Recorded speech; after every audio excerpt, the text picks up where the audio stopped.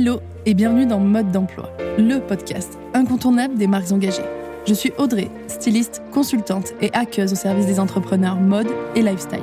Depuis 2018, j'accompagne les créateurs et créatrices pour donner vie à leurs projets en partageant les conseils et les secrets bien gardés des grandes marques pour réussir. Dans ce podcast, nous allons pirater les techniques et méthodes de l'industrie pour les mettre entre les mains de marques indépendantes comme la vôtre. Alors que vous souhaitez créer votre marque en partant de zéro ou lui donner un coup de boost en vendant plus et mieux, vous êtes au bon endroit. Mes très chères créatrices, je suis ravie de vous retrouver pour un tout nouvel épisode de Mode d'emploi. J'espère déjà que vous êtes en pleine forme. Le sujet d'aujourd'hui, ça va être créer sa marque et si c'était enfin la bonne idée.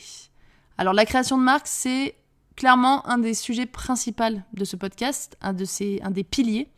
Et j'avais envie de l'aborder en vous parlant de l'idée, de ce petit déclencheur, ce déclic, ce truc qui vous trotte dans la tête depuis probablement des semaines, des mois, voire des années pour certaines, et qui va peut-être donner vie donc à votre projet de création de marque. J'ai décidé de vous donner 5 questions à vous poser pour savoir si votre idée est la bonne, déjà, si vous êtes prête à vous lancer dans ce projet, mais surtout si vous êtes faite pour ce type de projet. Bref, 5 questions pour savoir si vous devez créer votre marque ou non. L'objectif avec cet épisode, c'est de vous aider à y voir plus clair, à vous poser les bonnes questions, mais aussi l'objectif est de vous présenter ma vision de la création de marque et ma manière d'aborder ce sujet en tant que styliste et en tant que consultante. Ça vous donnera un aperçu de la manière dont je coach, par exemple, les personnes du programme Créer sa marque ou les personnes qui font partie de la Brain Booster Academy. Donc sans plus tarder, c'est parti pour les 5 questions.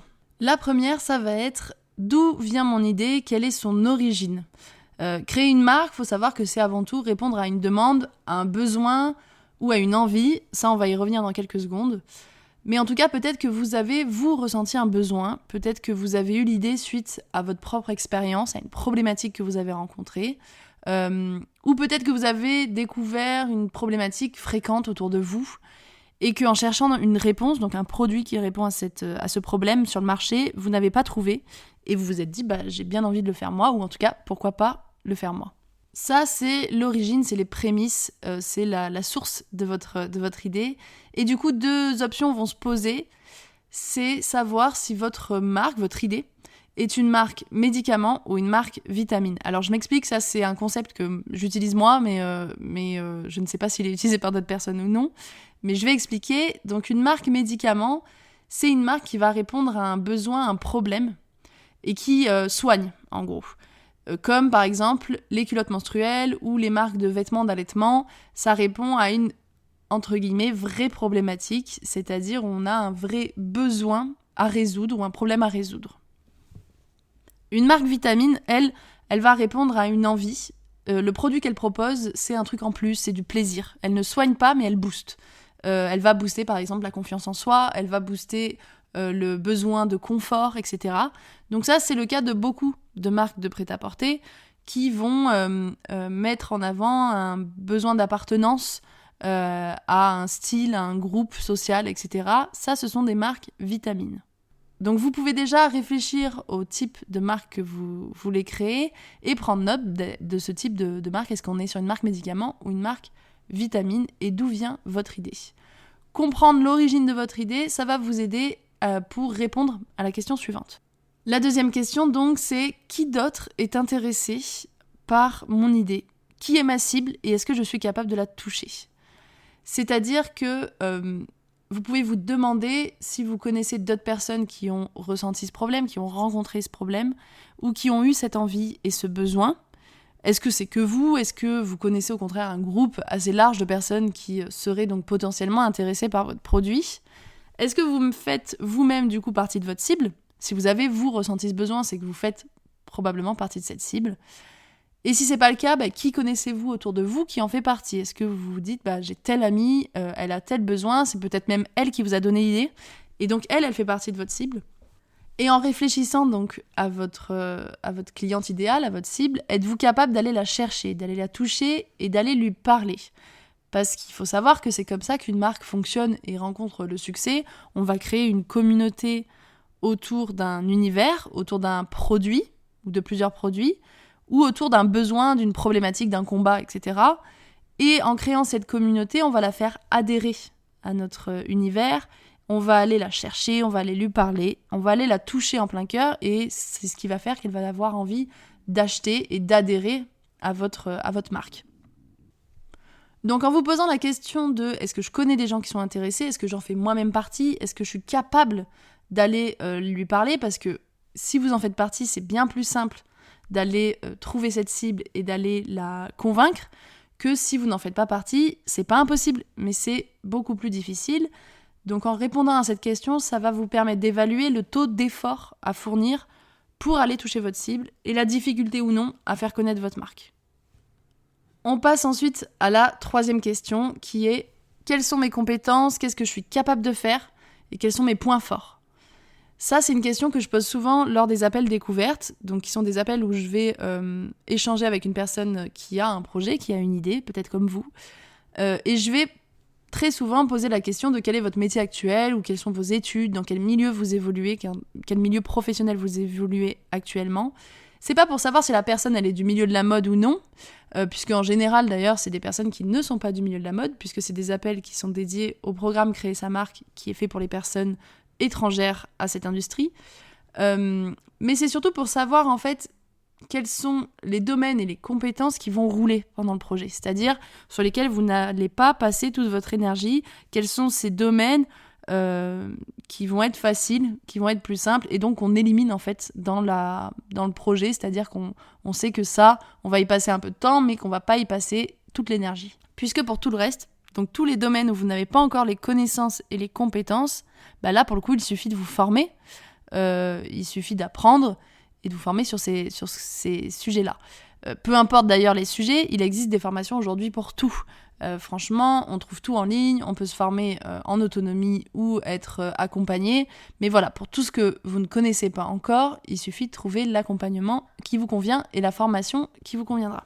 Et souvent d'ailleurs, vous former, apprendre et vous motiver à apprendre, c'est ce qui va faire toute la différence entre vous, qui allez créer votre marque, réaliser le projet et vous lancer, et une personne qui ne le fera pas, puisqu'il y a les personnes qui ont l'idée et qui vont en parler, mais qui ont simplement l'idée, qui ne passent pas à l'action, et il y a celles qui agissent, c'est-à-dire celles qui vont de l'avant, qui se lancent, qui se forment et qui se motivent. Et du coup, ça m'amène à la quatrième question. Est-ce que vous vous sentez le tempérament, l'énergie et l'envie d'apprendre et d'entreprendre ? Créer sa marque, ça demande un investissement qui est au-delà du financier, en fait. Ça demande de s'investir dans un apprentissage. Surtout si vous n'êtes pas du milieu de la mode et que vous voulez créer une marque de vêtements, vous allez découvrir plein de nouvelles choses. Vous allez par exemple devoir démarcher des fournisseurs. Vous allez devoir échanger avec des ateliers de confection. Vous allez devoir comprendre ce qui vous le demandent et ce que vous devez leur apporter. Vous allez donc avoir un besoin d'apprendre. Et tout ça, ça demande de l'énergie. Et même si vous connaissez déjà un peu le milieu de la mode, même si vous le connaissez très bien d'ailleurs aussi, ça va demander de l'énergie pour, par exemple, apprendre à vendre, apprendre à communiquer sur les réseaux sociaux, pour comprendre les techniques de vente en ligne, etc. Donc peut-être que vous vous sentez très bien le tempérament d'entreprendre parce que vous êtes une personne qui a 1000 idées, vous avez tout le temps 1000 projets, vous êtes une passionnée, on vous le dit autour de vous que vous devriez monter votre truc, etc. Peut-être que vous avez toujours envie d'apprendre, que c'est quelque chose que vous avez toujours eu en vous.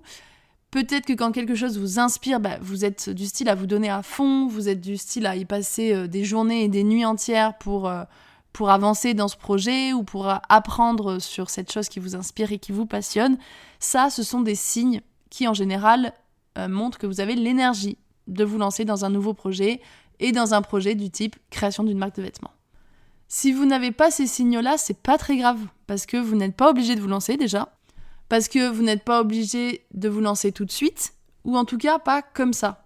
Vous pourriez très bien trouver une personne qui s'associe avec vous et qui, elle, a ce tempérament d'entrepreneur, à aller de l'avant, à vouloir apprendre des nouvelles choses, etc. Et vous pourrez rester dans votre bulle, dans votre univers et dans votre zone de génie. Mais en général, si vous êtes arrivé déjà sur ce podcast, si vous êtes arrivé jusqu'ici dans le podcast, c'est que vous avez très probablement, enfin je peux le deviner, vous avez très probablement ce tempérament d'entreprendre. Et enfin, voici la dernière question que je vous invite à vous poser. Quel est mon objectif avec ce projet ? Est-ce que vous voulez tester l'idée ? Est-ce que vous voulez simplement essayer ? C'est-à-dire que vous aimeriez vous lancer, mais par exemple en gardant un travail à côté ou avec une prise de risque qui est un peu moindre.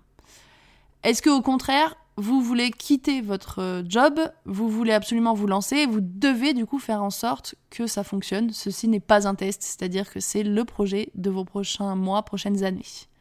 Peut-être que vous avez une opportunité aussi avec un licenciement économique, avec un congé, maternité, etc., parental, qui vous permet d'avoir du temps à consacrer à ce projet et qui va vous motiver à le faire à fond pour, à la fin de cette période d'opportunité, vous lancer définitivement. Cette question-là, elle va vous permettre en fait de savoir l'intensité du projet. Est-ce que vous devez vous former vite, rapidement et investir du temps, pas mal de temps et de l'argent peut-être pour vous lancer le plus rapidement possible ? Ou est-ce que vous pouvez prendre le temps de valider l'idée, de valider le projet, peut-être de découvrir le milieu du textile, de vous former à cet univers-là avant de passer concrètement à l'action ? Et donc, en fonction de cette ambition et de cette intensité, est-ce que c'est compatible avec votre situation actuelle, c'est-à-dire votre disponibilité, le temps que vous avez donc à consacrer, peut-être votre capacité à financer ce projet, est-ce que vous pouvez investir de l'argent, est-ce que vous avez de quoi vivre quelque temps, etc. Donc posez-vous la question pour savoir si votre ambition est compatible avec votre situation. Voilà, avec ces questions, vous avez normalement une vision un peu plus claire de votre projet et de votre idée, et surtout vous avez une réponse plus précise à la question de départ qui était « créer ma marque » et si c'était enfin la bonne idée. On arrive déjà à la fin de cet épisode, donc j'espère que ces 5 questions vous auront permis d'avancer dans votre réflexion. Moi, j'ai une proposition à vous faire. Venez me parler de votre idée et de votre projet en message privé sur Instagram et des points qu'ont pu soulever ces questions, ou en tout cas des réponses qu'elles auraient pu vous apporter.